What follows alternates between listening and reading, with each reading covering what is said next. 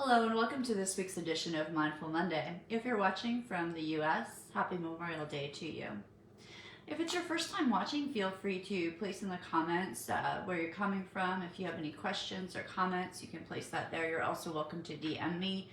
We love to hear if you have a topic you'd like to hear about, you can DM or put that in comments as well. And if it's your first time ever watching, if you type mindful in the comments after the broadcast, I will be putting a link in that you can follow to get free hypnotic recording, as well as you'll get a weekly cheat sheet, which is the PDF of what we cover in our Monday, and that comes out on Sundays. So today we are here to talk about how to step into willingness and acceptance to be more flexible and fulfilled.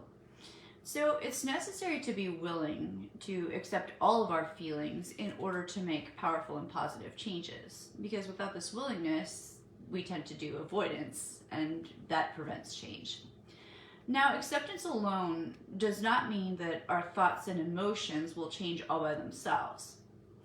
It's necessary to be in this state of willingness, though, to begin to change. And this is particularly true for negative emotions such as anxiety, depression, etc. Being willing to feel them and accept them as they are, just for the moment, of course, not forever, allows us to move into healthier feelings and thoughts. Okay? And this doesn't mean not taking medication or not going to see a medical professional, of course. Now, the goal of willingness is flexibility. If you watched our talk on NLP and the presuppositions, then you know that the most flexible person in any room kind of controls the room. Okay? So willingness and flexibility mean being able to be fully present in the here and now without being judgmental or pushing away experiences such as thoughts, feelings, emotions, bodily sensations, etc. And this gives you the freedom to take action. So you must be willing to have and be with any kind of pain, whether it be emotion, physical, etc. So just be able to be willing to be with that rather than trying to control it in order to be free or to change it. So this doesn't mean wanting it or liking it by any means. So willingness is not easy. It's not wanting, it's not conditional, it's not a matter of belief. It's not a manipulation. It's not resisting, ignoring, or forgetting about the pain. It's not buying into the pain. It's not doing what the pain says, and it's not doing what the pain says. It's not believing the pain, and it's not believing the pain. It's just being with.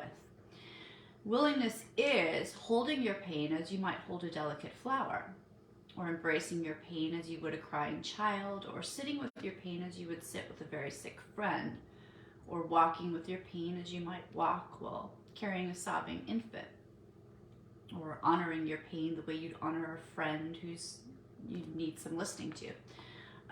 It's like abandoning the war with pain as a soldier does who puts down his weapons to go home, or carrying your pain like you carry a picture of a loved one in your wallet, okay? Very delicately.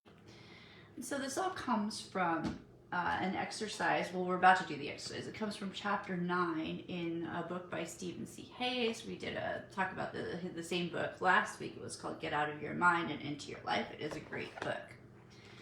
So we'll do this exercise now. So you can use a blank sheet of paper. If you're one of our Mindful Monday cheat sheets, you'll get the head that looks like this, and the next cheat sheet comes out on Sunday. So if you have a piece of paper, you can kind of just draw a circle. If you're not an artist, it'll work as your head, or you can make that little kind of head kind of thing. So when you've done that, inside your head, I'll invite you to write down a single troublesome thought, emotion, memory. It could be a sensation. It might be a behavioral urge. Whatever it is, just one thing that's really bugging you right here and now. So taking a moment to do that. And when you've done that, take a look at what you've written. Does it evoke other strong, difficult feelings, thoughts, or experiences? Because they tend to web out and associate to other things. So if so, write all of those down inside of your head as well. In fact, write down all of the pain and the chatter in your mind that's associated with this initial troubling thought, experience, or whatever it was that came up for you. So taking a moment to do that. Now, because acknowledging that you are struggling with a head full of negatives is a type of willingness in and of itself. So willingness is answering yes to the question, will you take me as I am? It's important for us to do that for ourselves before anyone else. So once you've done that, and it might be, if you need to make a bigger head, I know sometimes just take your time.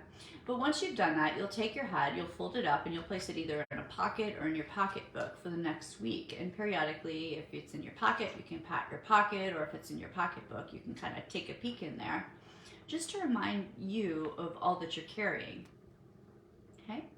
And now let carrying this picture of your head stuffed with your issues be a way of asking yourself whether the stuff on that paper really stands between you and living a powerful, vital life, or whether you can, in fact, carry it gently and lovingly and willingly as it is and not as it says it is.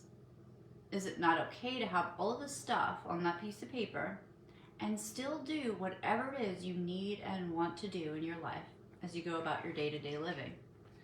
So it's an interesting little exercise. I can't wait to hear if anyone has any kind of fun experiences with this. Feel free to DM me or put it in comments. And we get the comments whether you're watching live or a recording on any of the platforms that this plays on. All right, so have a wonderful holiday Mindful Monday. Take care.